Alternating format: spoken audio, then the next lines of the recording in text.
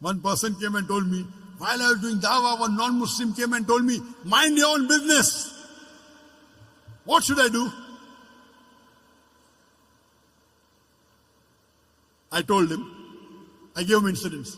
Suppose you and your family, along with your wife and a small kid of 4 years old, goes on a hill station for a holiday.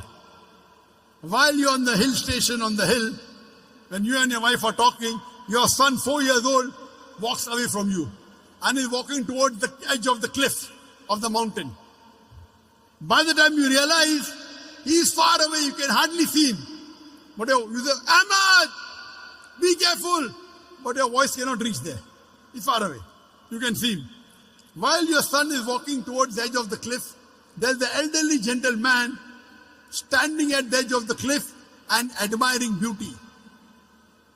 He looks at your son, he smiles, and he continues admiring beauty. You want to shout, oh, mister, save my son.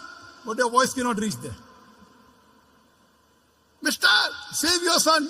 Save my son, please. Voice cannot reach.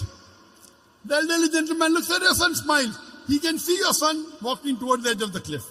After some time, your son falls over the cliff. When you go to that man and tell him, why didn't you save my son? He gives the reply, I was minding my own business. And he's right. He did not push your son, did he? No. Did he tell your son to jump? No. So why should you blame him? He did not tell your son to jump. He did not push your son. Yet you will blame him and tell him, Allah gave him hikmah. He could have saved my son easily. He didn't even have to take a step forward. He only had to stretch his hand and my son would have been saved. Will you blame him or not? Yes or no? You will tell this person, my son is Masoom. 4 years old, he doesn't know. This elderly gentleman could have easily saved him. He says, no, I was minding my own business. When anyone tells you, when you're doing Dawah, that mind your own business, tell him, that's what I'm doing. I'm minding my business. It is the business of every Muslim to mind other people's business as far as deen is concerned. Let me repeat. When anyone tells you mind your own business while doing Dawah, tell him, it is the business of every Muslim to mind other people's business as far as deen is concerned. كنتم خير أمة أخرجت للناس تأمرون بالمعروف وتنهون عن المنكر.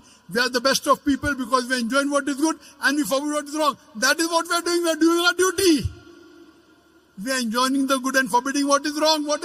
We are doing correct. Why you should feel shy? Why you should be ashamed? Imagine if you have a non-Muslim neighbor and you don't do dawah to him and he dies as a mushrik. On the day of judgment, Allah will ask him, did you accept Islam? He said, no. He said, no one told me. That's right, but didn't you get the message?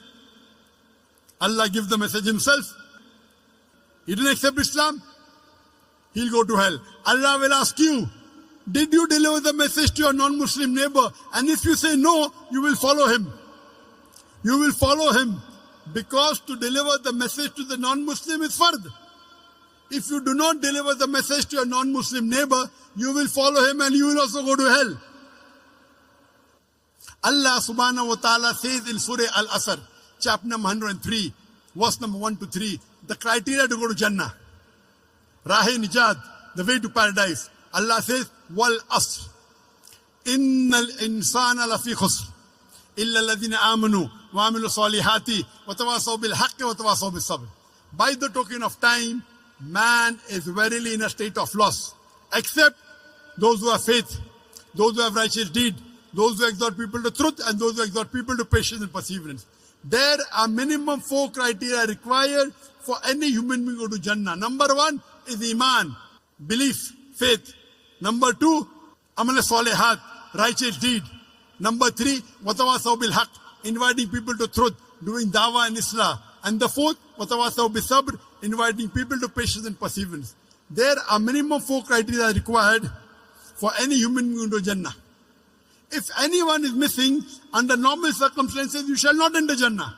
You may be a very good Muslim. You may be praying 5 times a day. You may be having a mark on the forehead. You may be fasting in the month of Ramadan. You may be giving zakat. You may have gone for Hajj. But if you don't do dawah, according to Surah Al-Asr, chapter number 103, verse number 1 to 3, you shall not enter Jannah. You have to pass in all 4 criteria. If you only dawah is also, all 4 are important. Iman, righteous deed, dawah and islah, and inviting people to patience and perseverance. If anyone is missing, you shall not enter Jannah. All 4 are required. If you don't do dawah and Allah wants you to put you in Jannah, that's Allah's prerogative. He can forgive your sin and put you. But under normal circumstances, if you don't do dawah, according to Surah Al-Asr, you shall not enter Jannah. It's the fard, it's the duty of every Muslim that he should convey the message of Islam to those who are not aware of it. Dawah is fard in Islam. At least a part-time da'i.